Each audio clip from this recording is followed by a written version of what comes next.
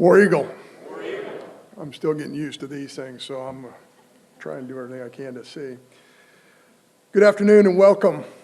This is a great day for Auburn University and for our football program. I'd like to take this moment and thank somebody who's not here today.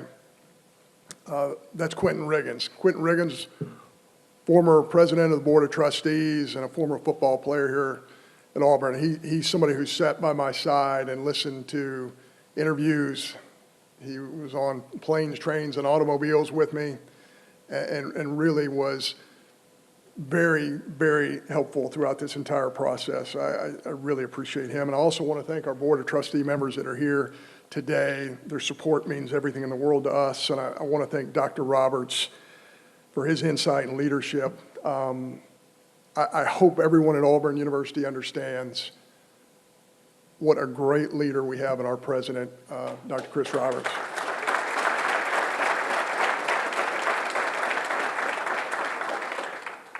And I want to thank my wife, Nell, because this is probably the 20th Thanksgiving in a row that I've ruined for her and our family.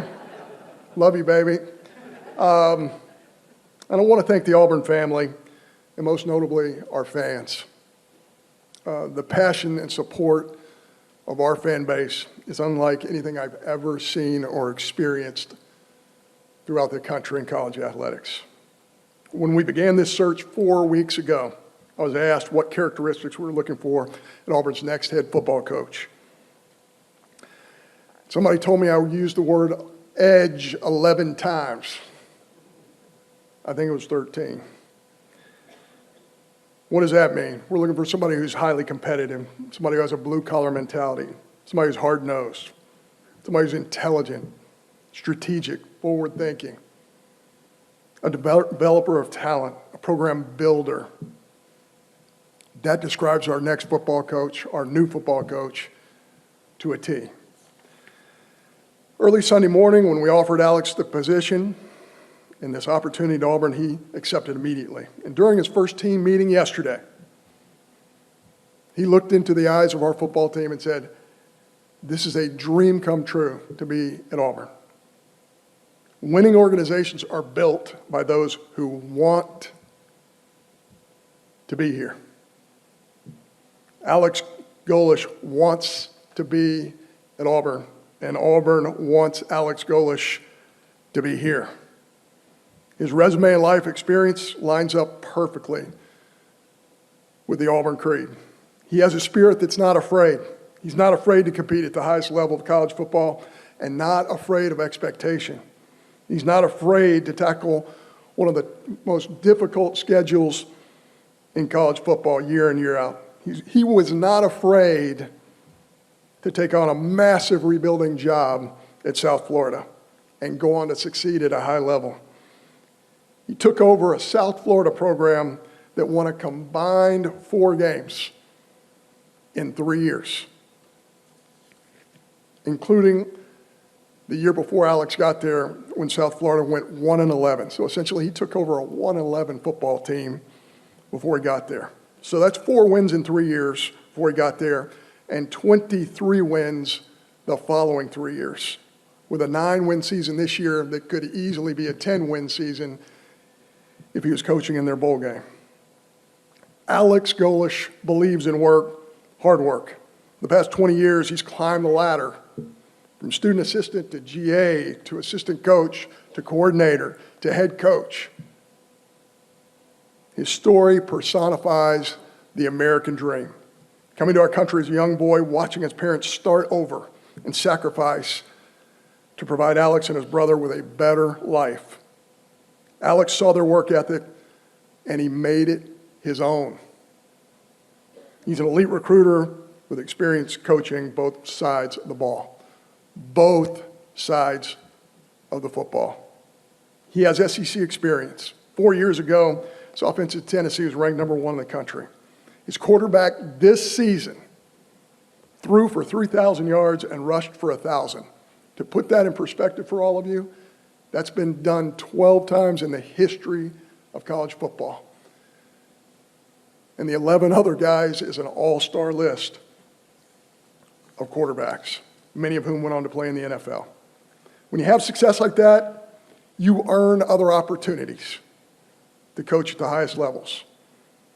And Alex said no to many of those opportunities so that he could say yes to Auburn.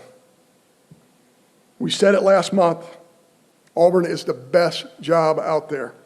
It's time for us to make a jump. It's time for the football program to give this fan base, which is the best in the country, exactly what it deserves. That starts today, it starts right now, and it starts with Alex Golesh, the 33rd head football coach in Auburn history. Please welcome Alex, his wife Alexis, their children Corbin and Barrett, to the Auburn family. War Eagle.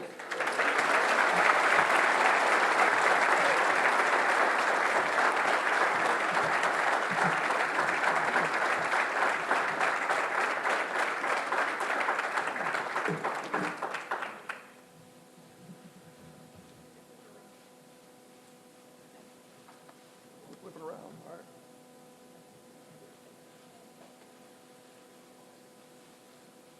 There we go. I'll take this, and this.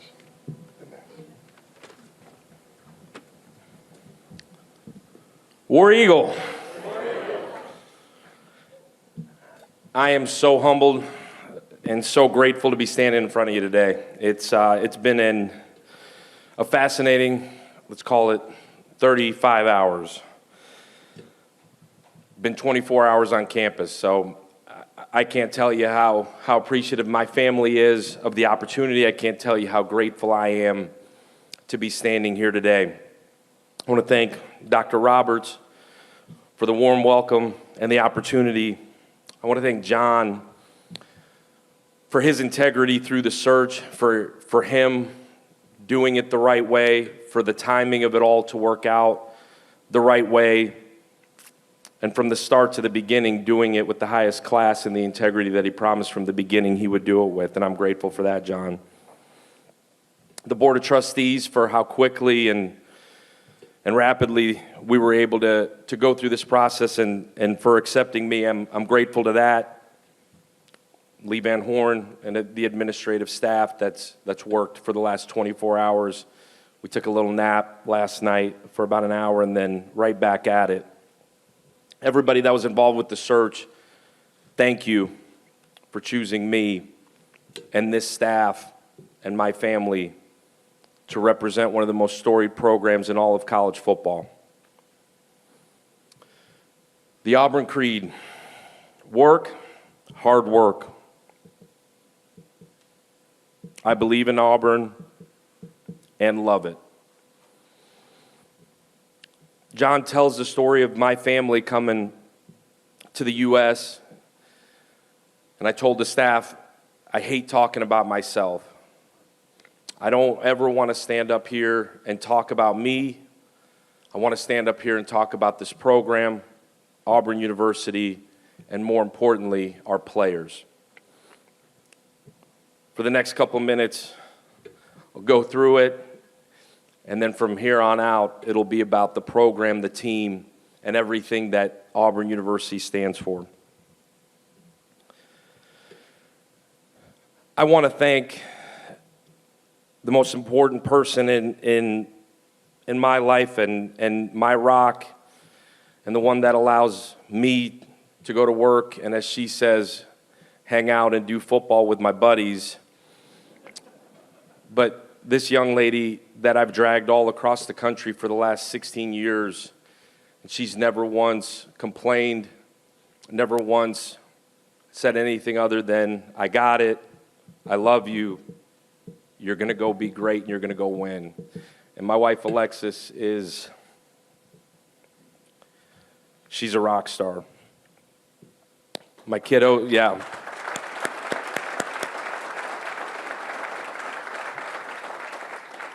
My kiddos, Barrett and Corbin, and all they keep talking about is they can't wait to get up here and start playing baseball, flag football, cheering, and entrench ourselves into this community. I don't know if this community is ready for Barrett Golesh, but it'll be a hell of a ride.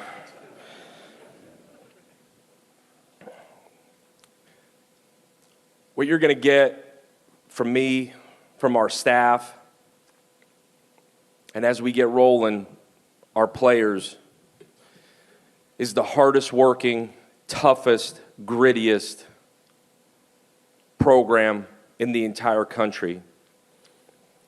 We're going to work day in, day out. We're going to find wins in every single margin we could find. We're going to build a process-driven program, where we wake up and we worry about winning every single aspect of our lives every single day. I truly believe that if you buy into a process, a way of doing things day in, day out, from the moment you wake up to how you come in, to how you attack your relationships in a building, to how you attack the weight room, sports medicine, nutrition, the film room, the teaching, and then certainly the work on the field.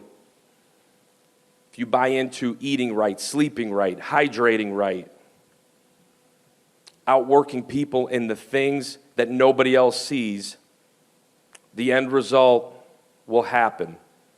A lot of the time you don't control the end result.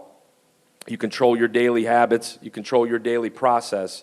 And if you keep pouring into that, day in, day out, us as a staff, the student athletes, everybody that touches our guys, at whatever point the process will pay you back. We're also going to have a hell of a lot of fun doing it. We're going to be explosive on offense. We're going to play really fast. We're going to challenge teams in every imaginable way. We're going to run the freaking ball.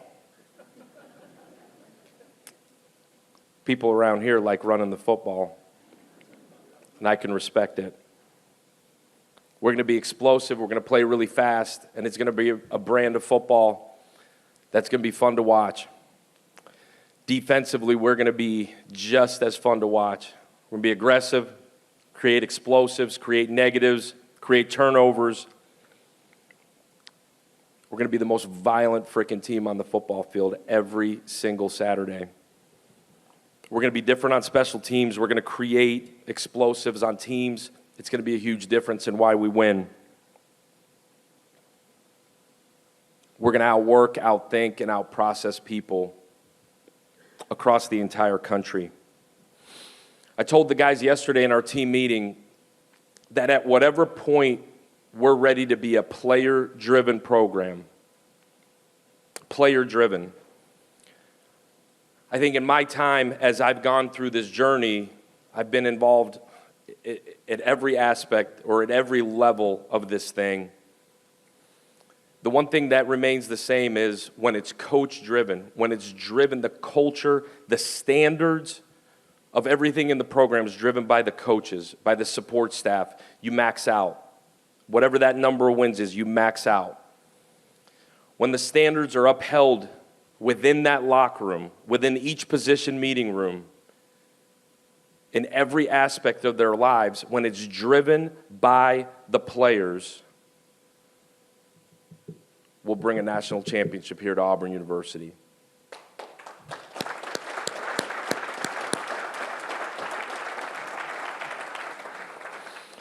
Recruiting is exactly the same.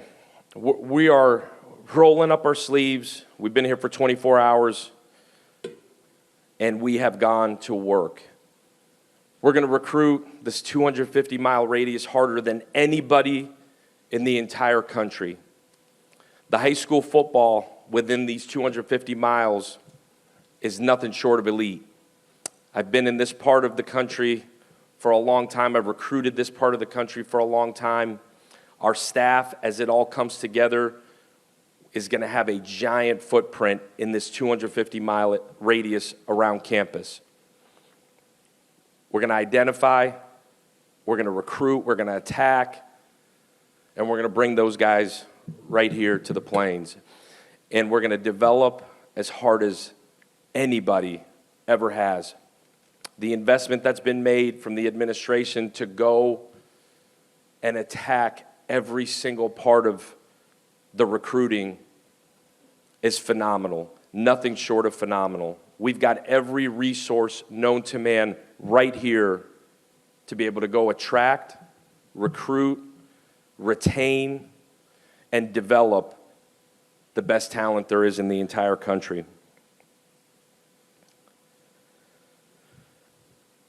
22 straight sellouts here at Jordan-Hare Stadium. 3 straight years of sold-out season tickets. The support is real. You could feel it walking in here this morning.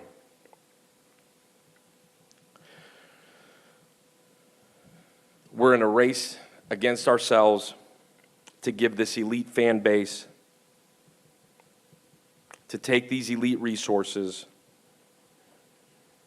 and give what these Auburn fans deserve in every imaginable way. We're in a race against ourselves to do it as fast as we can. At the end of the day, I can't wait to the fall.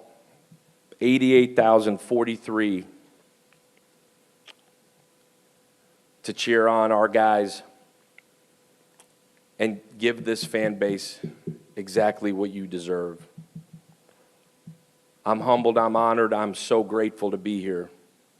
This is a dream come true. To be the head football coach at Auburn University, to represent this fan base, I'm beyond grateful for you choosing me, John. I'm going to pay it back tenfold, man. I will give this fan base, the alumni base, the former players, and everybody involved with this university, every single bit of everything I got.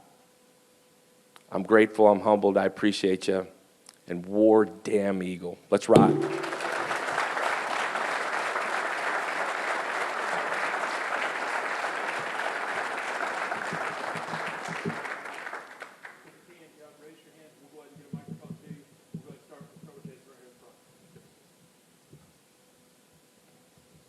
Jason Caldwell, Auburn Undercover, Auburn 247.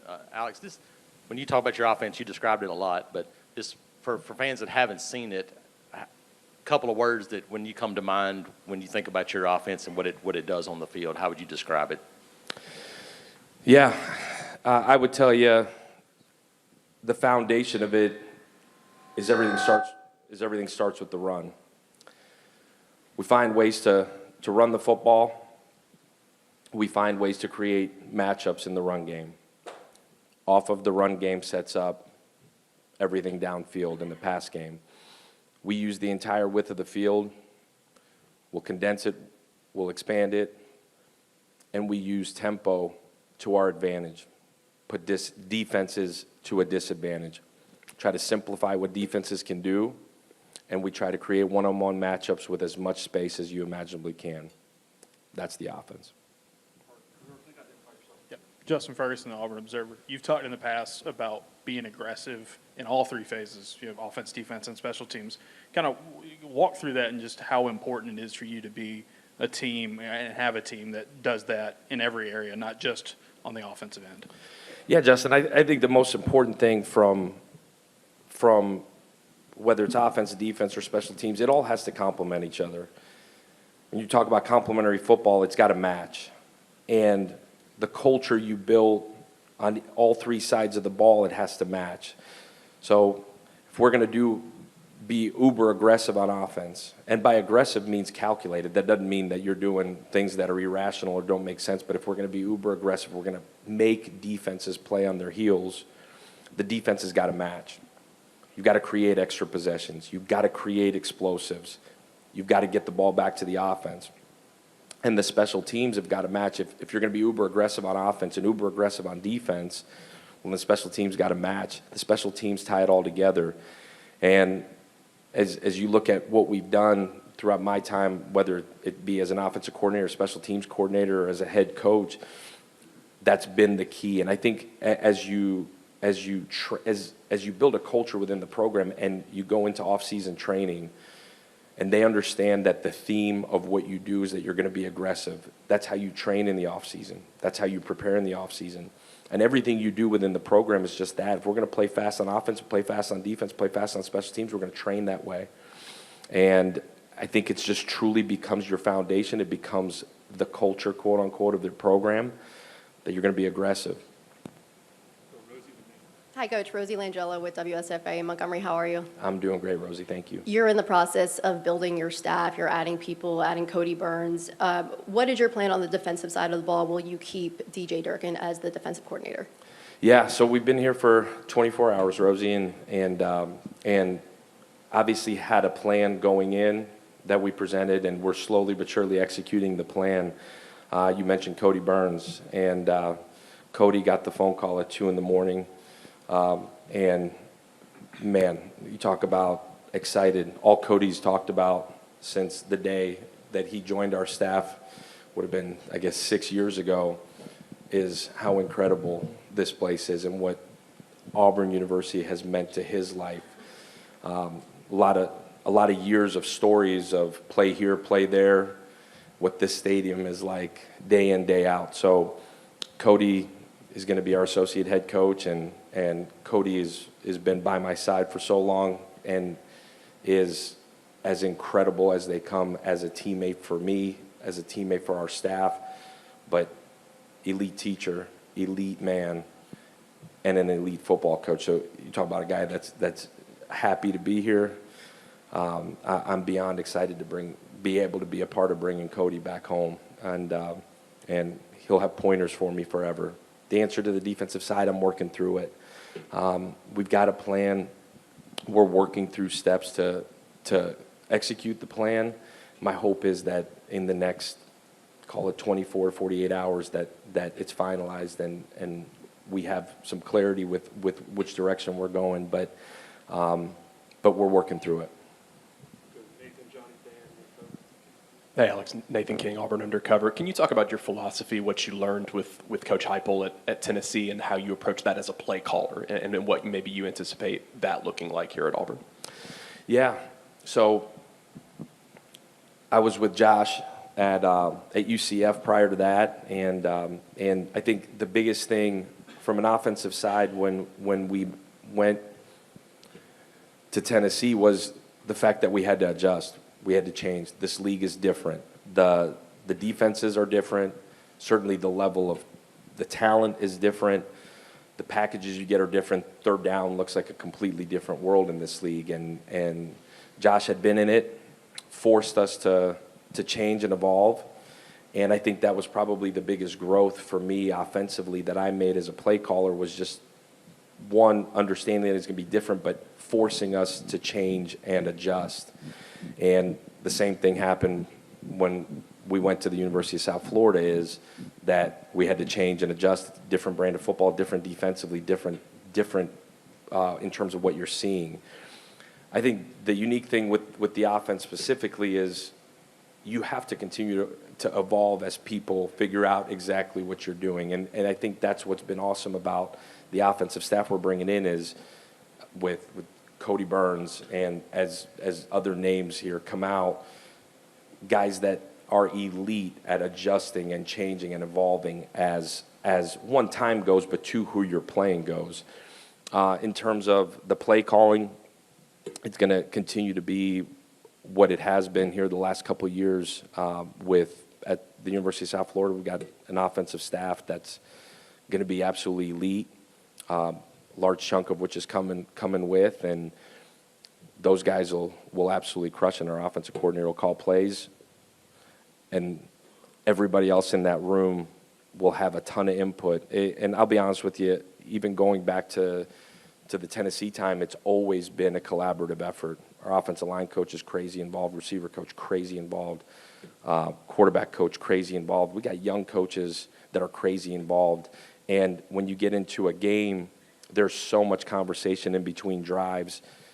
It's as truly a collaborative effort as you could ever imagine. I have a 2 cents at times. We all kind of do, and ultimately the guy calling the plays, it's on him to get us in the right spots. But it's a constant communication. It's a really cool way that we've done it. It's collaborative up until the offensive coordinator makes the play call. Hey, Alex. Johnny Condon, ABC 3340 Sports in Birmingham. Congratulations on the job. The fabric of this conference is made up from its rivalries, and you got two big ones in Alabama and Georgia. I'm interested how excited you are to compete against those two programs, and not just on the field, but recruit against them on the trip. Yeah, I think as a competitor in any way, you thrive for the competition to be elite. This is the greatest conference in the entire country. The rivalries you just mentioned are the greatest rivalries in college football. Hair on my arm just stood up thinking about the Iron Bowl.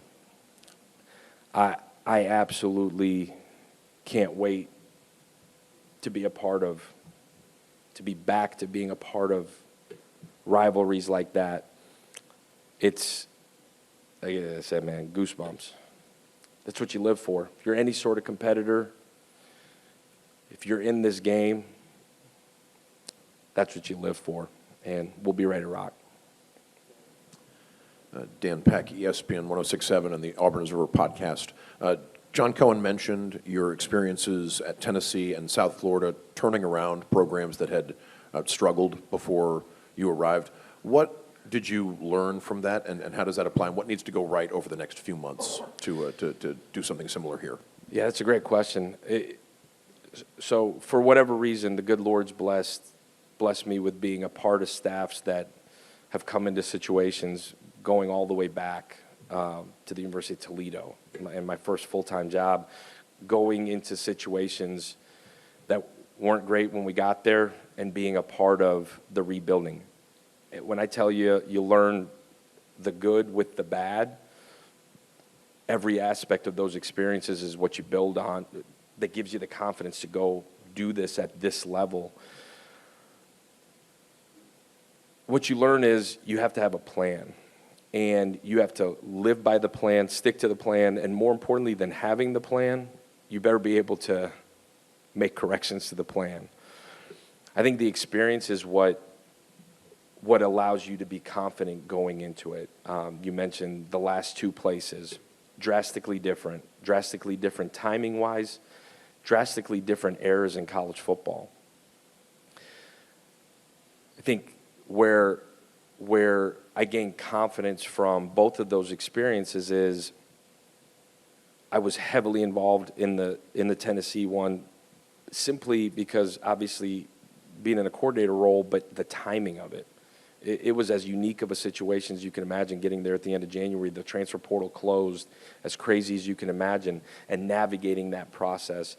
And then going to the University of South Florida, where the timing was more right, I guess you could say, in terms of getting there at the beginning of December and working through it.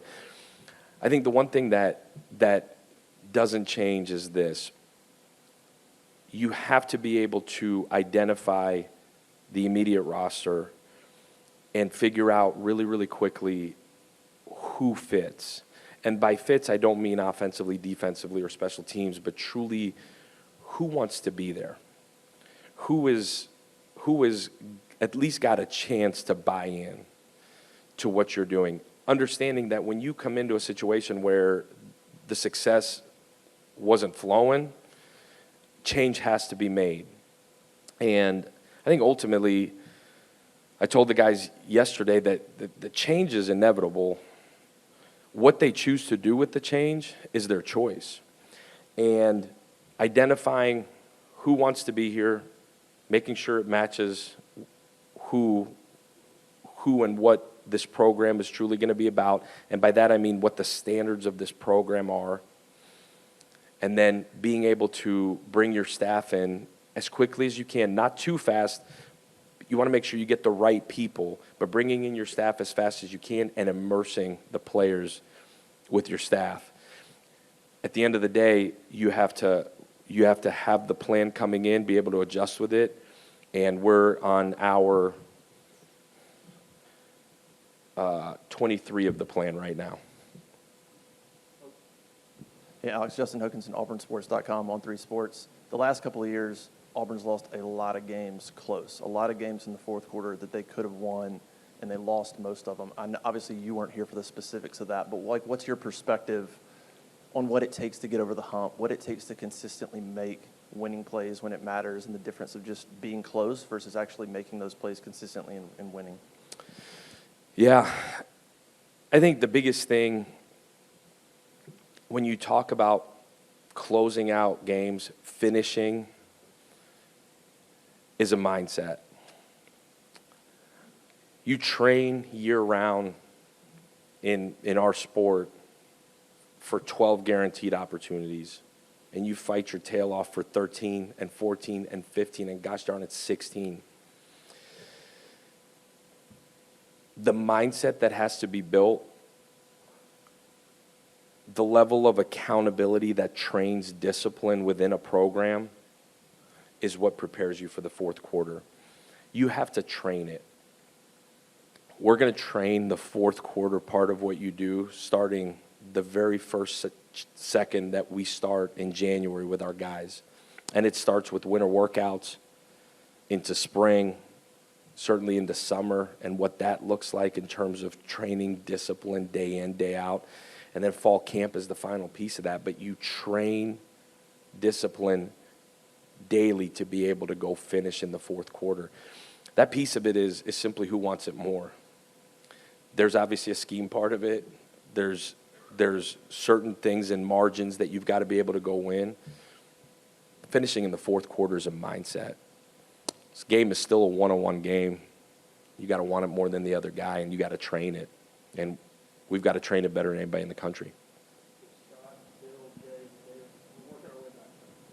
Scott Griffin, CBS 42 in Birmingham. I'm curious as to your recollections of your dad, mom, when they come here, and build a life, do the things you have to do, stake a claim, so to speak, and how that impacted you and what elements of that you take when you go to a South Florida, coming to Auburn, and basically doing that kind of thing. Yeah, there's so many emotions that go through when I think about my parents who dropped everything in 1991 to bring me and my brother here and give us a better life. I think what was going on at that time, they didn't want us to have anything to do with it. And we watched our parents go to a new country with no jobs, with no promise of anything. And I was 7, my brother was 10. We watched them work tirelessly. We had an apartment. We had a roof over our head. We always had everything we needed. And I think I learned at a really early age really 2 things from them. One, you can still outwork people in this life. So one thing about this country is you can still outwork people. It's the same in football as it is in the business world, as it is in any aspect, in any other industry. But I think, 2, more than anything else, the power of love, the power of commitment, and the power of sacrifice resonates in every aspect of society.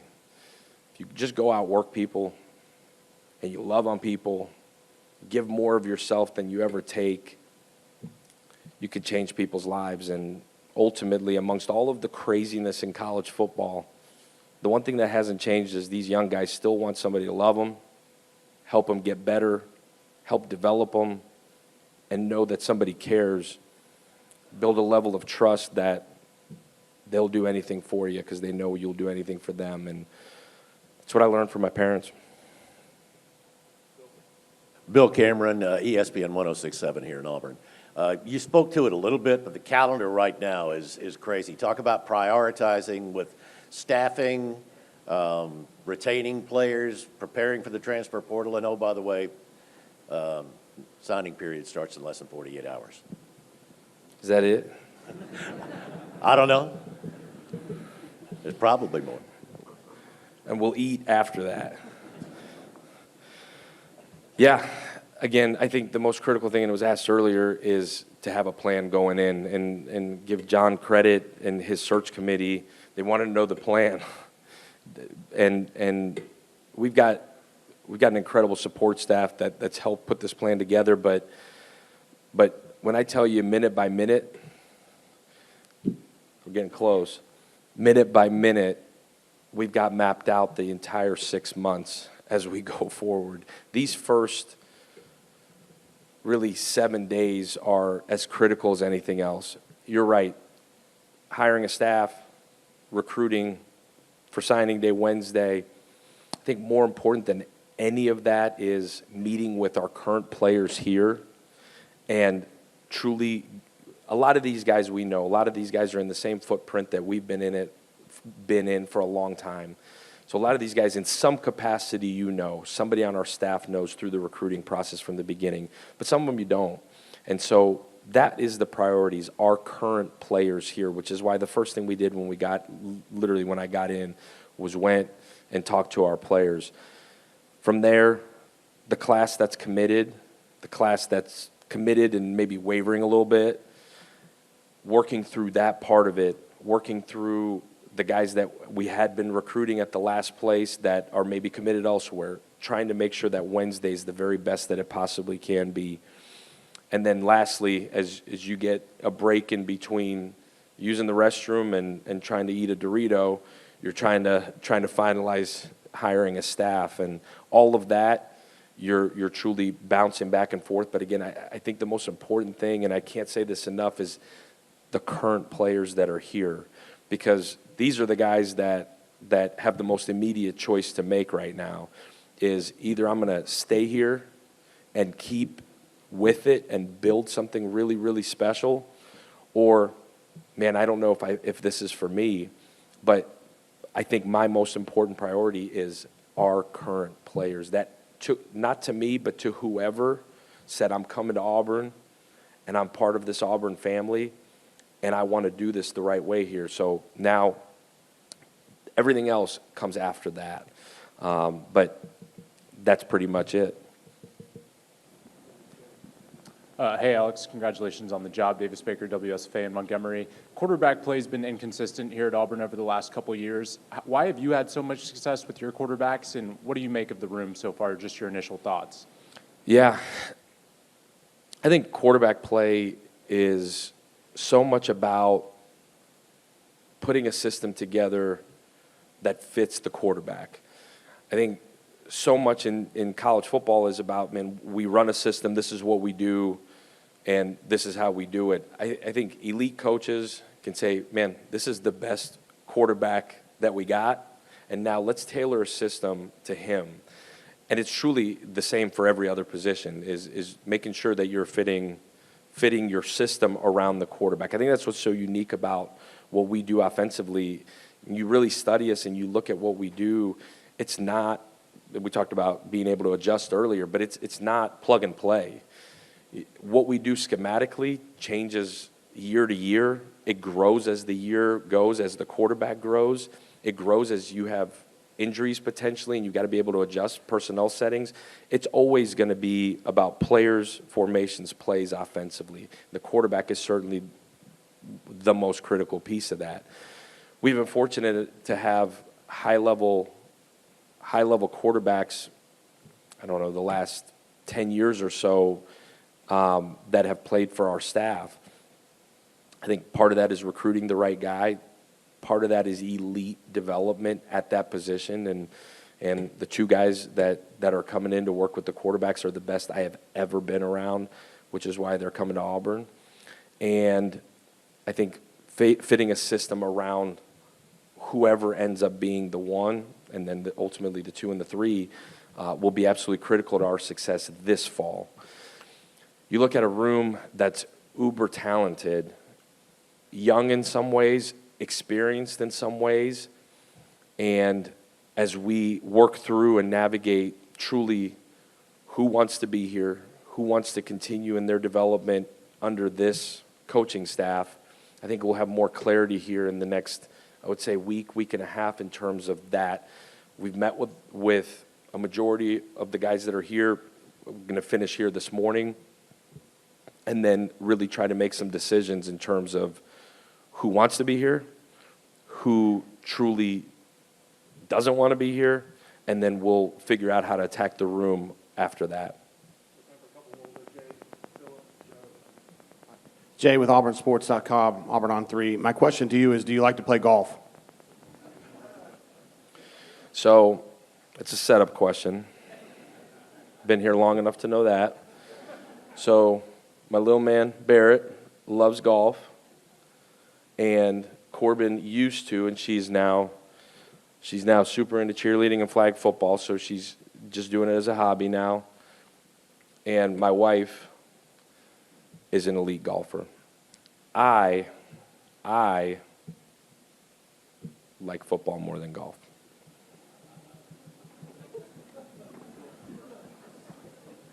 And I'm terrible. Coach, Philip Marshall from Auburn Undercover, the oldest guy in the room. I know you said you don't like to talk about yourself, but is this kind of like, is there a point where you sit back and reflect on where you were when you were 7 years old to be where you are now? And specifically, when did you say, hey, this football is a pretty good thing, I think I like it? Yeah, I think if I heard your question right, did I at 7 think I'd be standing here in front of you? I think this moment standing here in front of you for me is incredibly surreal. I've dreamed of this moment. I don't know if I did at 7. I think at 7 I was just hoping I could get a new Nerf ball that I could play football with. But I think for me, I wanted to coach because I had incredible coaches growing up. I had elite examples of what men of character that care about young people, that give more of themselves than they ever take. I had some incredible examples. Some of them are going to be on our staff. And I think as I got into college and really started to think about what I wanted to do, I wanted to coach, and ended up coaching high school football to start. And then I realized that the 3 to 6 p.m. is what I was really excited about. The 7 to 3 p.m. or 7 a.m. to 3 p.m. I actually didn't care for because all I did was think about football the whole time. And I had some incredible opportunities as I've gone through this profession that I just continued to immerse myself in the game, and here we are. JoeGoodmanAL.com. I just wanted to know how long it was going to take you to beat Alabama, but I'm going to punt to our beat writer, Peter, so he can have the question. Peter Rodriguez from AL.com. When you were deciding whether or not to take this job, how much was what Auburn has on the current roster, how much did that impact your decision? I think the biggest factors that go into choosing a job is, number one, alignment. I think that's where it starts, and I'm not avoiding the question, but alignment, meaning is who you're going to work with going to lock arm in arm with you, have the same vision that you do? Is it aligned from the top where the commitment that's being talked about is elite? And that was factor number one in terms of making sure the situation we walk into was aligned and there was a real commitment to winning, and not just kind of winning, but an elite commitment to being the best in the country. There wasn't anybody like this place in terms of alignment and commitment. Number two is there support? Is there real authentic support? And what I saw Saturday night at the end of that on the TV was the greatest atmosphere in college football. When you combine that, you can win at a high, high level. The current roster is certainly something that you look at. I think as you evaluate it, it's important to have a foundation, but I think it's the third of what was important, at least to me and our staff and my family. Coach Michael Giddens, Auburn, War Report, Auburn. You talked a little bit about quarterback earlier, but can you talk about your approach to QB, vetting out the right QB, and then making a decision about whether to go to the portal to bring in a trigger man and sort out who is the best guy to run your offense this next fall? Yeah, are you saying in general, what are you looking for in a quarterback? I'm saying, how do you figure out who the right guy is? I mean, you're inheriting Deuce Knight. You've got Ashton Daniels, who they saved his red shirt. But you're always looking to bring in competition. How do you vet that out this spring and make sure you get your guy as early as possible so you know what you're working with going into the fall? And you talked about tailoring an offense around the strengths of that guy. So you got to pick that guy. How do you get to that guy as quickly as possible? Yeah, I think that's a great question. I've been in situations where you knew going into spring who your 1, 2, and 3 were. We were in that boat a year ago. I've been in situations, more times than I can even think of, where it went all the way through August. I don't know if you can rush that part of it. I do know this. You want to have the best competition you possibly can in a room. Because if you do, you let these guys compete, give them every opportunity to grow, develop within the base foundation of what you are from a system standpoint.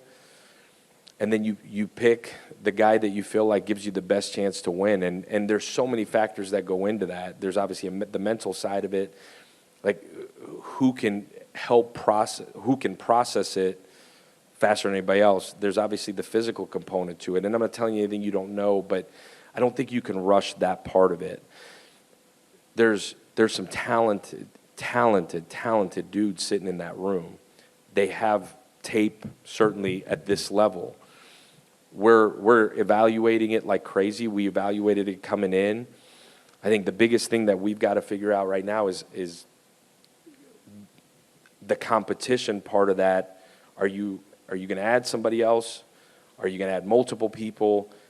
And at the end of the day, the competition will take as long as it needs to. I think in the perfect world, you'd love to know in January. In our situation here, we won't.